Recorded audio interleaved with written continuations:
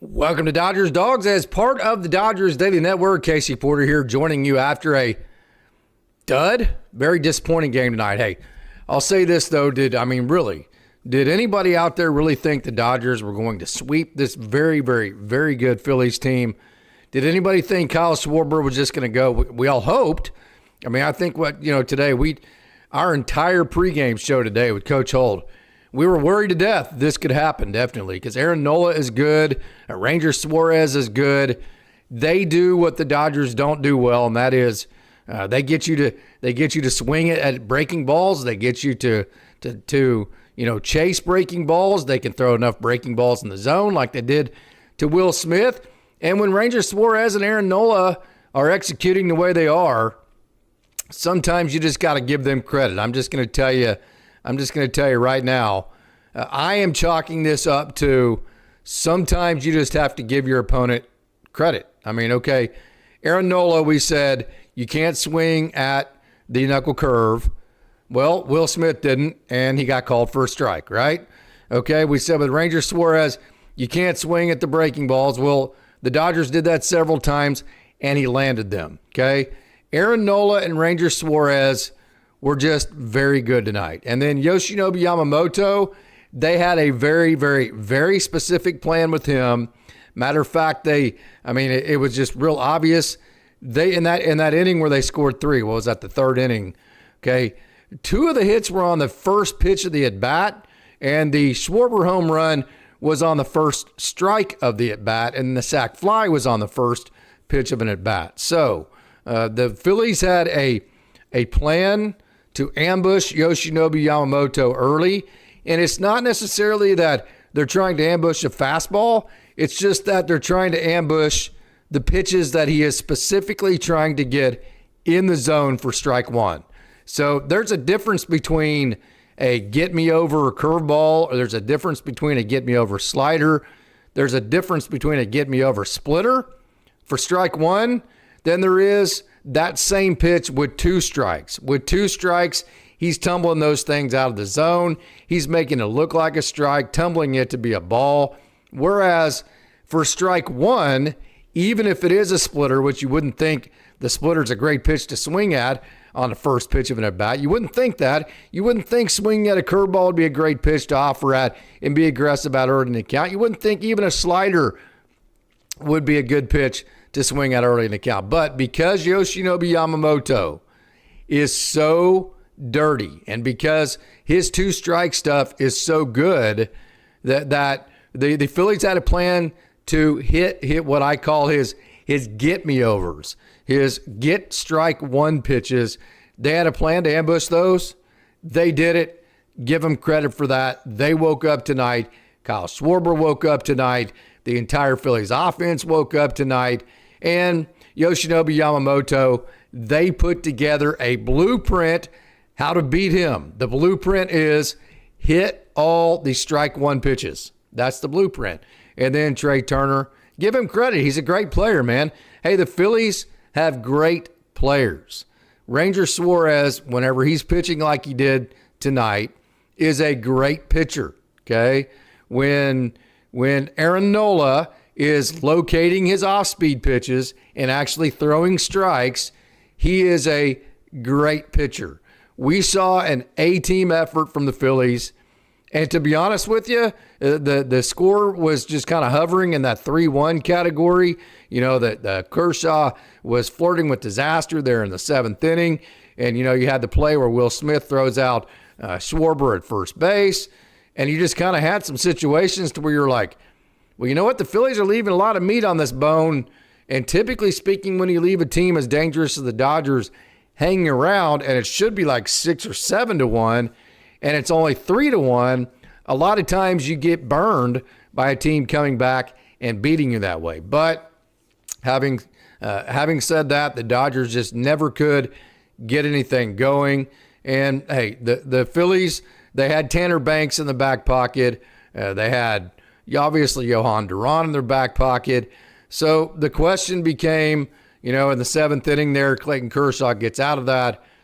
Do you go to one of your high leverage guys? Do you burn somebody being down 3-1 in a situation to where as soon as you bring somebody like that in, as soon as you bring them in, Johan Duran becomes a factor in that game, and you're going to lose anyway. So the question becomes, is it a good trade-off for the Dodgers to lose one of their A-team bullets for the bullpen versus maybe the Phillies having to throw Johan Duran maybe an inning tonight? That's the trade-off. I would say this. I would say the Dodgers are so thin in bullpen arms right now. You can't throw Blake Trinan in a close game. You can't throw Tanner Scott in a close game. So the only guys you could have used maybe was an Emmett Sheehan, right? You'd already thrown Anthony Bonda. You'd already thrown Jack Dreyer, okay? And so the only thing you could have done is went to an A-team arm. And to do that, if you don't have that A-team arm tomorrow, who are you going to turn to? You can't tell me right now that you're 100% convinced that Tyler Glasnow is just going to go out and dominate the moment and get through 6 innings, turn it over, only have to cover a couple of innings before you get to Roki Sasaki. And if you have to cover, though, even if the best case scenario, if Tyler Glasnow goes 6 innings and you have to cover those 2 innings and you fire one of your bullets tonight, okay, then who's covering those 2 innings tomorrow? And so to me, you don't take that risk when you're already down 3-1, when the Phillies had Tanner Banks, who is fantastic, and Johan Duran to turn to. So I hate to say this, and I hate to sound defeatist, but that game likely is already over anyways. So, yes, Clayton Kershaw struggled to get through the 7th. Yes, it blew up on him in the 8th. Yes, probably somebody else could have kept that lead and at least made Johan Duran have to pitch.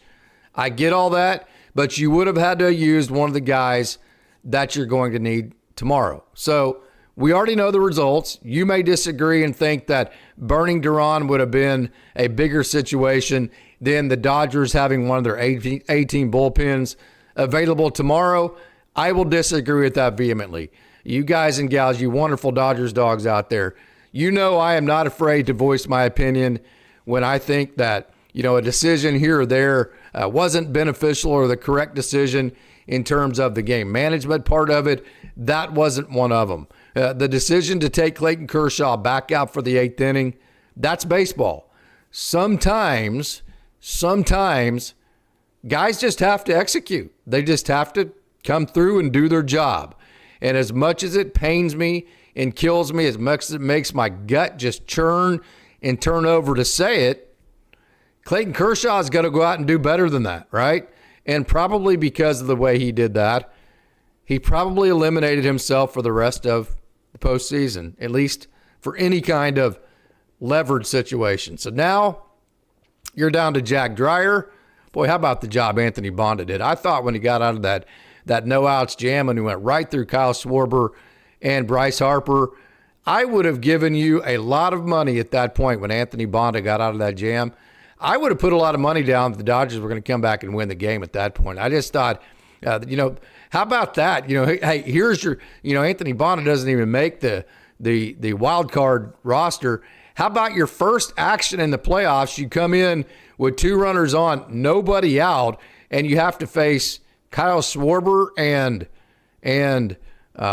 Bryce Harper. I mean, my gosh, come on now. And Anthony Bonda just plowed right through it. I thought that was a turning point in the Dodgers' favor. It wasn't, and to be honest with you, I just think you have to give Ranger Suarez credit. I thought he just was simply fantastic. It's not above me to say that, and so from that aspect of the game, I'm just going to give the Phillies credit. Kyle Schwarber did a good job getting hot. Boy, you just kind of hope that he would stay dormant. He certainly did not. The Phillies did a good job of just putting the ball in play. The Phillies did a good job of just playing offense. And we got to see why the Phillies are such a great team tonight. They have very good pitching, especially when they have their best pitching on the mound. They have a very explosive offense. at any given time. I said earlier today, the Phillies are a team that in a heartbeat and in a blink, 2 games could be gone by. You don't even remember what the hell happened in the last 2 games. Doesn't even feel like you played the last 2 games. And all of a sudden it's tied at 2-2 and you're headed back to Philadelphia. Now, I'll say this, okay? I'm very interested in seeing what happens tomorrow.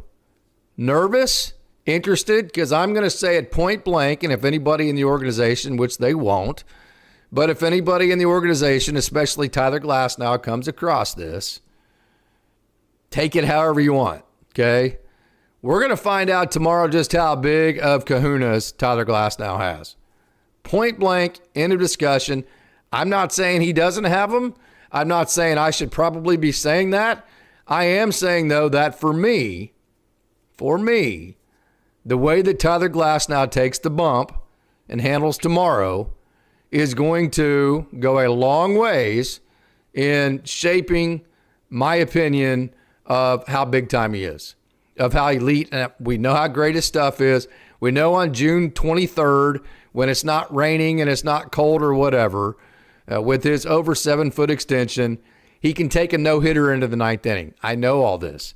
He's one of the most talented pitchers in all of baseball, okay? So at this point, tomorrow is going, for at least for me, you could be different, and all other Dodgers fans are different. And if Tyler Glasnow ever sees this, which he won't, I mean, he has every right to say, you know, that little bald fat son of a bitch, who does he think he is? Whatever, screw him. Fine, that's great. That's just where I'm at. Tomorrow is going to be a defining moment for him. So take the ball, do what you were brought to the Dodgers organization to do, and that is to be a stopper, okay? Be a stopper. That's what Tyler Glasnow needs to do tomorrow. The thing that's concerning about this, though, I got to say, and this isn't going to be gloom and doom because, hey, it's one game. Give the Phillies credit. The Dodgers are still set up very well. You have your entire A-team bullpen ready to go tomorrow. That includes Roki Sasaki at the back of it. That includes Alex Vesia, who didn't throw tonight, okay? Hasn't thrown in 2 days. He's going to be fully rested. You can bring back Jack Dreyer. You can bring back Anthony Bonda. You have Roki Sasaki, and you have Emmett Sheehan, okay? You have Tyler Glasnow and your entire bullpen ready to go tomorrow. And then beyond that, you'll have Shohei Ohtani and your entire bullpen behind that, okay? But Christopher Sanchez, I look, in his last, I'd say 6 outings, half of them have been on 4 days rest. So tomorrow, let's make this real clear. Tomorrow is full rest for Christopher Sanchez, okay? So the Phillies have set this up perfectly. They've got Christopher Sanchez on regular rest tomorrow, and then if they win that game, then they go back to Philadelphia and they have Jesus Luzardo on full rest. So, and they have a clean, hasn't pitched yet, Johan Duran. Tanner Banks can turn around and throw tomorrow. Tanner Banks could throw again in Game 5. So both teams at this point have everything set up exactly the way that they would want to. But having said that, the Dodgers are at home, which hasn't mattered yet, but at some point you would think it would. The Dodgers are at home, and they still have the 2-1 lead. So everything is still in the Dodgers' corner. Everything is still set up for the Dodgers to win this series. So yes, was tonight disappointing? Yes. Do you hate to lose? Yes. Is it a scary thought to give the Phillies the momentum we were talking about earlier today, to allow them to start that snowball headed downhill, that if they get going, if a guy like Kyle Schwarber and Bryce Harper and Trey Turner and all these guys get going with the pitching they have, not even the Dodgers can stop that snowball? Is that a scary thought to think about? Absolutely. But let's think about if you're a Phillies fan. Yes, you're excited about tonight's win. Yes, you're excited about what you saw. All of that, because really the Phillies snuck out a game tonight where the Dodgers had the advantage, no doubt. You have Yoshinobu Yamamoto against Aaron Nola and Ranger Suarez, but not that big of an advantage because, again, I mean, if Suarez and Nola throw the way they're capable of, they're just as good as capable as Yamamoto of throwing up zeros. We saw that tonight.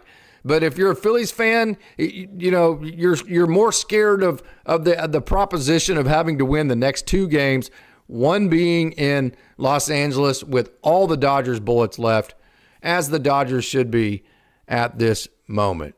So, yeah, this game was frustrating. The offense did not show up. And the really scary part of this was we've seen this Dodgers offense disappear for longer than one-game stretches.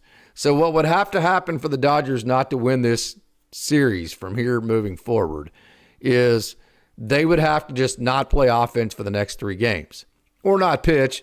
But I think Tyler Glasnow is going to be, when I say next three, I'm including tonight. So one of those games is already in the books. And you would say, well, okay, you got Ohtani, who's not hitting at all, by the way. You got Freddie Freeman, you got Mookie Betts, you got Teo, you got Will, who started his first game catching in a long time tonight. You got Tommy Edman, who's able to be in the 9-hole, who hit a home run tonight. Yes, all of that is great, but you know as well as I do, that black dot in the back of our mind, the worry and the fear. We have seen this Dodgers offense disappear for 3 games in a row. We've seen it disappear for a month at a time, okay? So it is very fear. I'm going through every scenario. I'm not trying to put fear in you. I'm not trying to fear monger. I'm not trying to be doom and gloom, not trying to be all of that or any of that. But we have seen the Dodgers many, many different times go on a 3-game stretch like this and just not hit the ball, okay? Now, having said that, Shohei Ohtani could go out and shove. Tyler Glasnow could go out and shove. And even if the Dodgers don't hit the ball very well in the next 2 games, the Dodgers could still win. So, hey, it's one of those deals to where you would have loved to have won tonight. I have zero problems with Doc sending Clayton Kershaw back out there. I mean, that's why Clayton Kershaw is on the roster. There's no other reason to have him on the roster if you're not going to throw him there to stay away from your A-team arms while you already are down 2 and you are facing the prospects of having to face Tanner Banks and Johan Duran. So I'm going to type this in here. Come join the chat, okay? Come join the chat. There's the link right there. Click that link. It will be audio only tonight, so you don't have to be intimidated by the video or anything like that. Come join the chat, be part of the show, and let's talk some Dodgers baseball, right? Okay, so I want to tell a personal story here. In the early 80s, the AAA Oklahoma City team, which is now the AAA affiliate of the Dodgers, the Oklahoma City Comets. In 1983, I was 10 years old. We were the affiliates of the Phillies back then. And so my dad umpired the game. It was at the old All Sports Stadium that seated over 15,000. And back then, the Major League teams would come and they would play an exhibition game during spring training at the AAA facility. So that Phillies crew, that 1983 Phillies crew, they came to Oklahoma City to play an exhibition game. Pete Rose, Tug McGraw, Steve Carlton, the Sarge, Gary Matthews, all of them, they were there. My dad umpired it. The largest crowd ever to watch a baseball game ever in the state of Oklahoma. That record will last forever because the Bricktown Ballpark only seats 14,000. So there's not even a facility in Oklahoma that can reach above 15,000. So that is an attendance record that will stand forever. My dad umpired third base. I got to be the bat boy. I got to talk all night to Pete Rose and Tug McGraw. And because of that, I was always the number 14 growing up. And then my first dog as an adult, I named Tug because I talked to Tug McGraw that entire game because I don't think he pitched that game. I can't really remember. I don't think he did. And literally, I talked to Tug McGraw for like 2 hours in a row. And he was like the coolest, most awesome dude.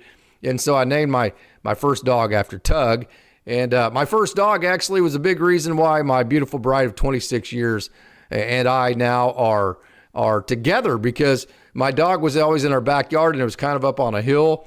And to go to work every day, she would drive by the house that I lived at that time before we were together. and she saw the dog, right? And she always wanted to meet that dog, and eventually she got to meet the dog whenever we met. And the first time that we met each other, really, I think the only thing she wanted to do was pet the dog. So there's a funny story there in terms of the Phillies. So I say that to say I love the Phillies, okay? I grew up with Oklahoma City being the Phillies affiliates, and so if it's not the Dodgers, okay, I always root for the Phillies there. So it's a little bit of a difficult situation for me. But anyways, yeah, it was a night where the Dodgers just couldn't get anything going. And when you look at, Ranger Suarez, let me put this up here. Here's what the Dodgers were dealing with right here. Let me throw this up there so you can kind of see just how good Ranger Suarez has the potential to be. Let me go back down to here. Look at this right here. This is all red. Let me blow this up, okay? So before you get too frustrated with the Dodgers, pitching run value, 90 percentile, breaking run value, average exit velo, 95 percentile, hard hit percentage, 98 percentile, barrel percentage, 89 percentile, base on ball percentage, 86 percentile. Again, when Ranger Suarez decides to pitch the way that he did tonight, he is a really good pitcher. So again, I'm going to say it, just got to give him credit for that and move on to tomorrow. Don't let tonight beat you tomorrow, and just, hey, play the game, and you have 2 more chances to win 1 game. I like those odds if you're a Dodgers fan, because again, did you really think that the Phillies were just going to pack it in and just kind of go home? I will say the one part of this, one of the biggest parts of this game that was frustrating was the play that where the Phillies got on the board. It felt like that was where the momentum turned. Whenever Bryce Harper went first to third, it just felt like kind of Andy Pages on the Alec Bohm. You knew he would figure things out against the Dodgers. That just figures, right? That a guy that had been struggling mightily to the point to where the Phillies were platooning him, he would figure things out against the Dodgers, okay? So when Bryce Harper went first to third, if you watch Andy Pages go after that ball originally and initially, you can tell that it surprised Andy that Bryce Harper was trying to go first to third, and so he kind of got a slow jump on it. Then he threw it to Max Muncy. Max Muncy played the do-or-die aspect of it.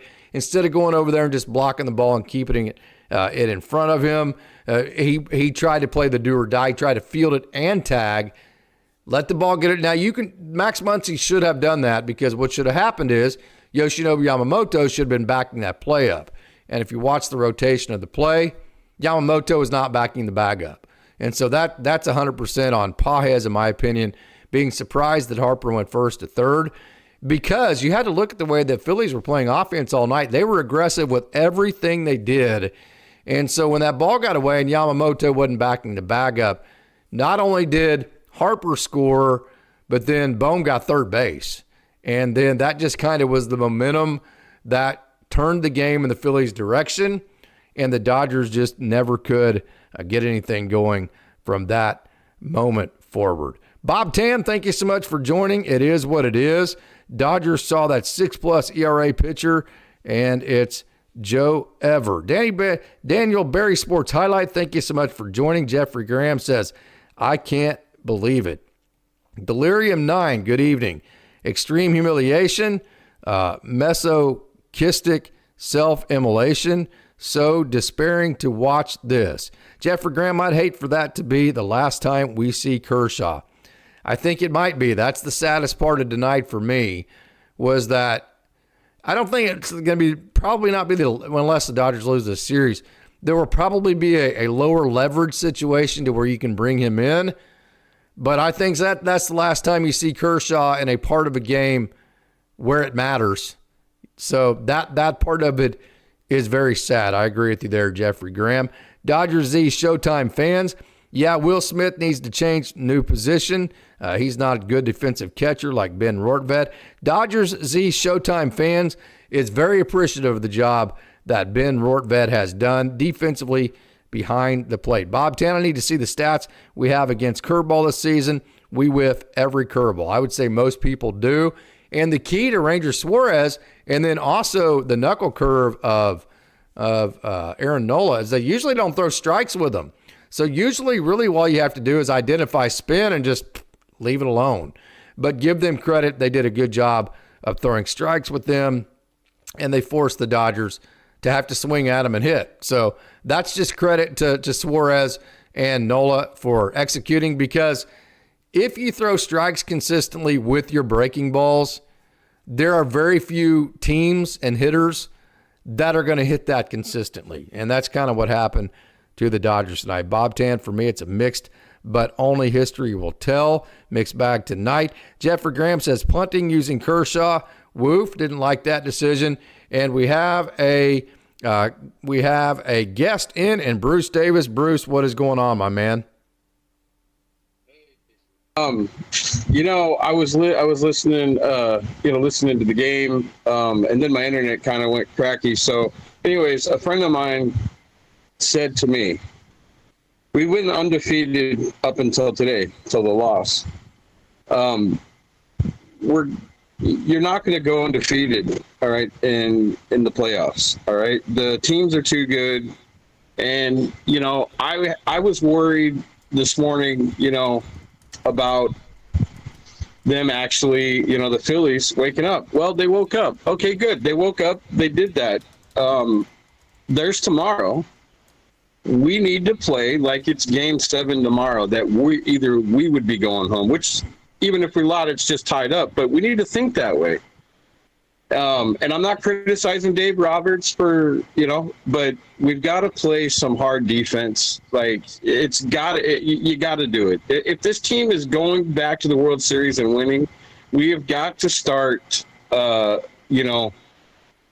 after these good pitchers in the first, 3 to 4 innings. We need to attack them as best as we can. I don't want these guys doing what the Phillies were doing in Philly. The reason we got it with our great pitching, these guys were going after. They wanted to kill the ball. All right, let's get some base hits. Let's get some guys on. Let's do small ball things, whatever it may be. And I'm not saying bunt or anything, but if you have a chance to bunt, Casey said it this today. You got to hit the bunt. You don't want to do it the way the Phillies did it.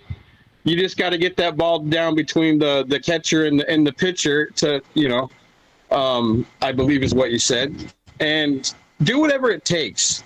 But let's not go up there tomorrow and want to crash the ball and kill the ball, because that again could possibly leave us again with another offensive night where we don't score but maybe 1 or 2 runs. We have got to attack, and our defense needs to play as hard as it can. It showed it in the first 2 games. Why can't these guys do it again? And I believe they can. I believe we're going to get tomorrow.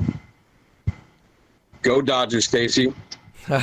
If we don't get tomorrow, it's going to get very nerve-wracking, right? It's going to get crazy, yeah, for sure. Yeah, absolutely. Anything right, else? thank you, man. Anything else, Bruce? No, that's it. Appreciate you, my sir. man. All right, man. Thank you for joining. And then here's the link again. You come join just like Bruce did, and let's hear your thoughts. So we have a couple of comments here, and this is going to be probably a spirited two-way conversation here, because the term being used is Dave Roberts punting game 2. I would never. Okay, so Clayton Kershaw this year. Of course, yes, the 7th inning was a struggle for him. Hey, we have Noah Ortega coming in. We'll get to know Noah Ortega, and we'll get to a little bit more of the Clayton Kershaw in the 8th talk here in a minute. So, Noah Ortega, what's going on, my man? Thanks for joining. Well, Casey, it's nice. Nice talking to you finally. Yeah, absolutely. I always watch your content, but it's after it's recorded, because I'm either driving or at work. I always hear you while I'm driving. You're in the background instead of me listening to music. So awesome. Yeah. Awesome. Well, I really appreciate you tuning in. I can't tell you how flattering that is to just the compliments that you give. Thank you so much. That means a lot. Yeah, and I'm just joining now late. I just saw that you start the stream.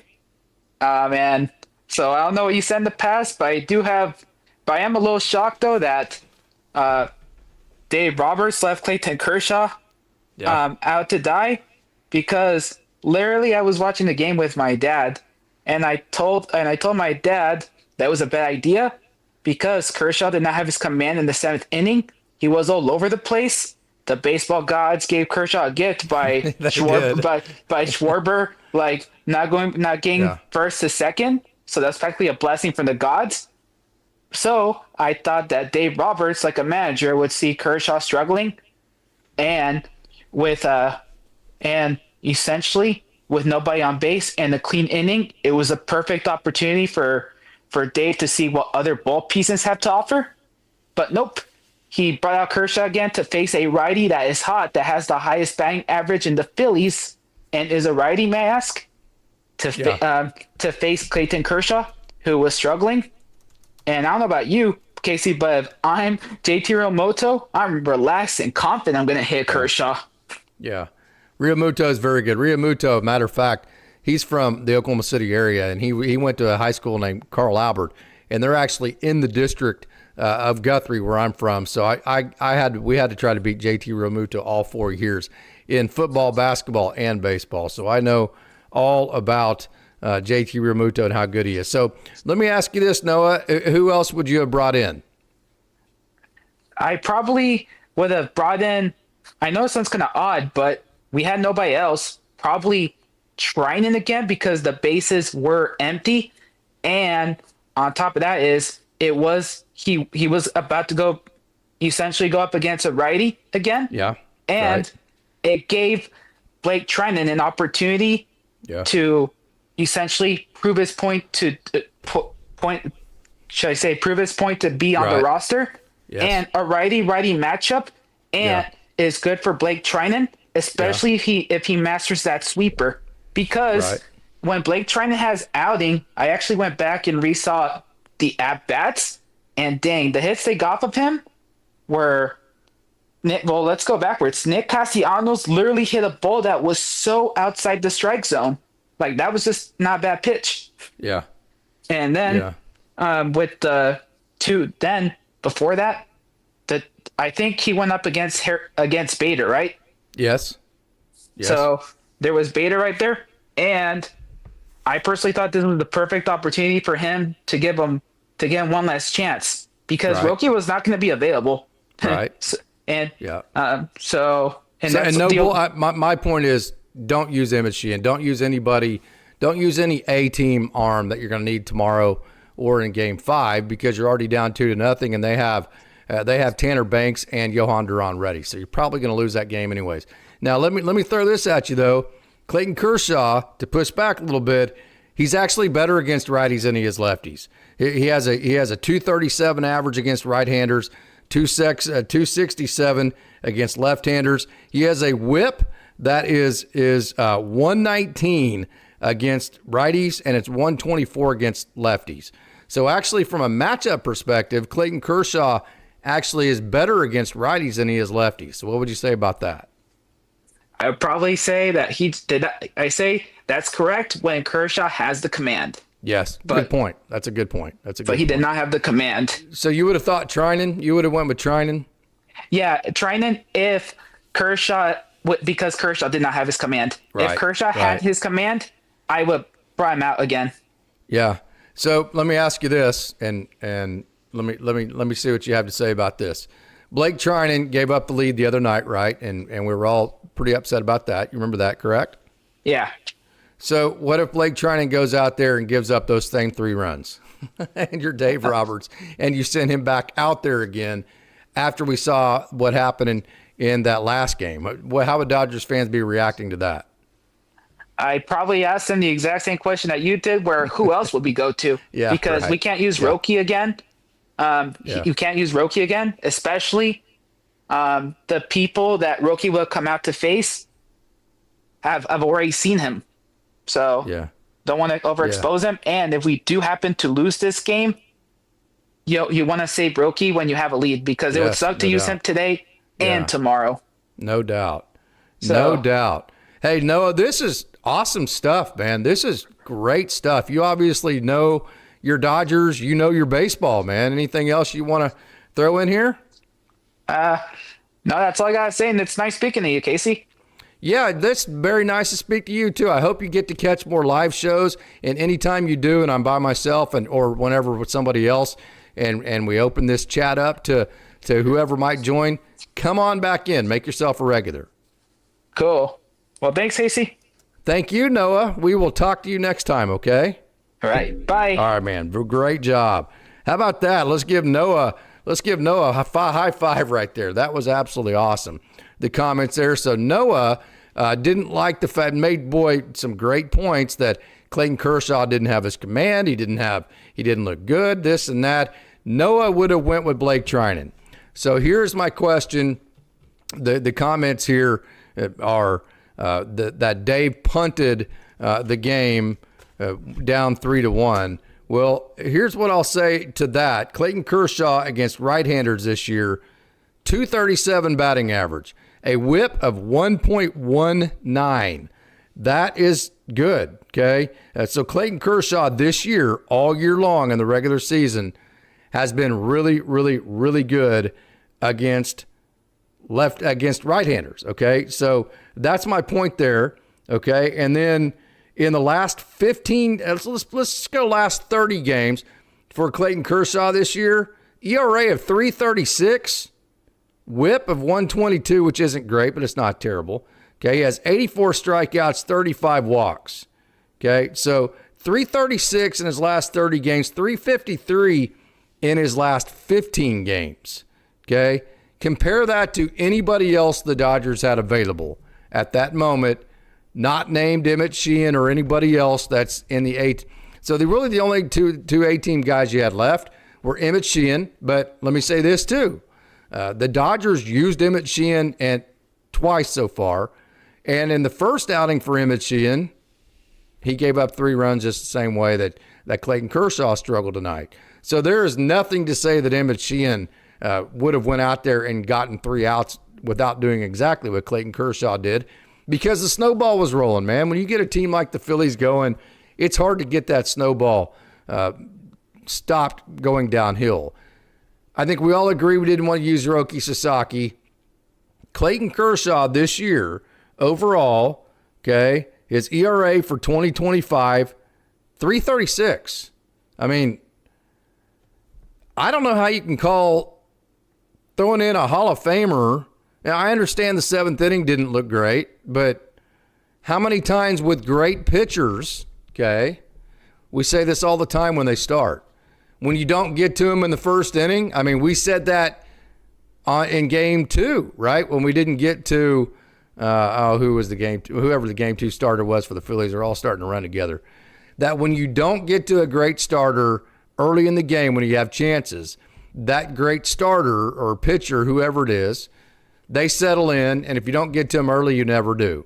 So there's easily a case you could make that, yes, Clayton Kershaw got out of that inning, and that he could have settled in and done exactly what you needed to do, because the Phillies didn't get to him when they had their early chance, whenever he was still settling in, and that because he's a great pitcher, because he's always been a great pitcher, because he's been a great pitcher this year, there's no reason to say that he couldn't settle in after that first inning that was shaky, in my opinion.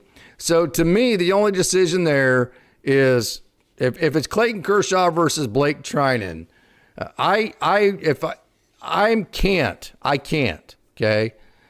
After I came on the air on the post game the other night and went on and on and on about how Dave Roberts screwed this game up every which way but sideways and all that about bringing Blake Trinan in. I personally can't. Now, I don't know that how much pushback. I don't think there's a right or wrong answer here, guys and gals, you wonderful Dodgers dogs. This is what I'm trying to tell you. I don't think there was any good option here, okay? The options were this, or that, and none of them were good, okay? And I can't come on here after having that post game the other night, of which was 1,000% genuine, and going on and on and on about, oh, Dave Roberts screwed this game up every which way but sideways, Blake Trinan this, Blake Trinan that. You can't use Blake Trinan in any kind of leverage situation again. This year, maybe next year, we get him back in the saddle and things go well. I can't have that entire monologue, that entire postseason, and then come back just one game later and say, well, damn it, he should have brought in Blake Trinan. I mean, I can't say both things. You can out there, because maybe y'all didn't agree with me that because to say that Blake Trinan should have come in tonight, I think you would also have to say that you agree with him coming in game 2. And I don't think anybody agrees with the fact that he should have came in game 2. Okay. So I think those two are exclusive. Okay. That at least not that maybe that he should have come in, that at least you shouldn't have been bothered by him because you trust him. If you trusted him in tonight's situation, then why wouldn't you have trusted him with a 3-run lead the other night, right? Okay. That's the issue I have if somebody were going to push for Blake Trinan. So it was either going to be Blake Trinan or it was going to be Emmett Sheehan or Roki Sasaki. Okay. And Emmett Sheehan had the exact same type of outing the first time out in the postseason. So that to me is just, we already know the results. And so from that aspect of things, it's hindsight. And B, I don't think anybody on earth thinks that Roki Sasaki should have come in that game. So I'm just, whatever. I think we're all going to be probably on different sides of this. I don't personally, I'm on one of those, I'll come down on this. I don't think anybody's right about it. I don't think anybody's wrong about it. I don't have a problem with any decision or any opinion that any one fan would have out there. I have mine, but I don't think there's a right opinion on this. I don't think there's a wrong opinion on this, because I don't think there were really any good options. You know what the option is there? The option is hit the freaking ball, okay? Because if the Dodgers had hit the ball, okay, and were winning 4-3 instead of down 3-1, so if you allow yourself, you can get caught up on decision here, decision there, decision here, decision there.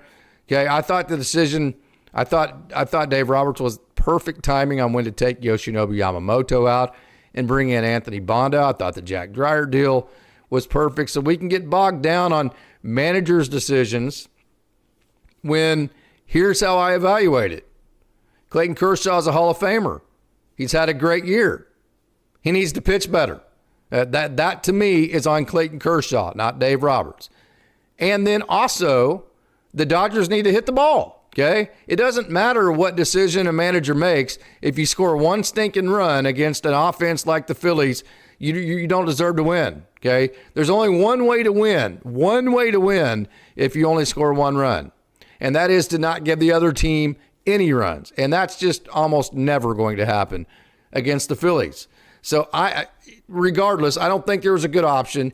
And beyond that, I think that's so far removed from why the Dodgers lost tonight, it's not even worth really even having a discussion about, because I think to even get to that part of the game, you have to talk about the Dodgers didn't hit the ball. That's why the Dodgers lost, is because they didn't hit the ball. That's number one, because if the Dodgers had hit the ball tonight and it was 3-3 or 4-3, then you would have never seen Clayton Kershaw to begin with.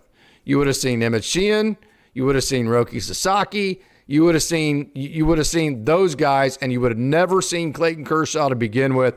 Certainly not for 2 innings if the Dodgers had hit the ball. So squarely, this game comes down to an offense that didn't show up tonight. I'm going to say it again. This is an offense that has shown in the past that it can go 3 games in a row and hide. That's concerning. Andy Pages is not hitting the ball right now. Shohei Ohtani's not hitting the ball right now. Max Muncy's not hitting the ball right now. Will Smith had a big hit the other night, but he's not healthy right now. Okay. So there's a lot of things to be concerned about. I'm not going to lie about that, but there's also a lot of things to be excited about. And I'm going to circle back to this thought here, and that is with Tyler Glasnow tomorrow. To me, tomorrow is a very defining game for him. We will see exactly what he is made out of. There were reasons for Roki. We're not winning. Yeah, someone please tell Pages to lay off the high-level. Yeah, man. I mean, No doubt. Pages is one of those guys that he's like Teo. I mean, they're like brothers. Like, Pages is good, and at the end of the day, he's a plus positive, and he does a lot of good things. But there's a lot of fundamentals there that just make you want to rip your hair out from day to day, like throwing to the wrong base, or maybe being aggressive when he shouldn't be, or not base running well, or not swinging at the right pitches. So it's kind of one of those deals to where if you're going to put Pages out there, there's a certain amount of that part of his game that you just got to go, well, you know what? Kind of like this is exactly what we talked about with Teo the other night. There's a lot of good there, and you just kind of got to put up with some of the bad to get to the good with Andy Pages. But you were exactly right, Bob Student 10. Andy Pages, usually when you're in a slump, there's two reasons why you're in a slump. One is you're missing the pitches that you should be hitting. Usually you're fouling them off. You know, you see guys whenever they're at the plate and they foul one off, and you just see them, they're really pissed because they realize that was probably my best chance to get a hit there. Okay, so number one is usually you're fouling off your pitch, the hittable pitch. And then number two, you're not swinging at the right pitches.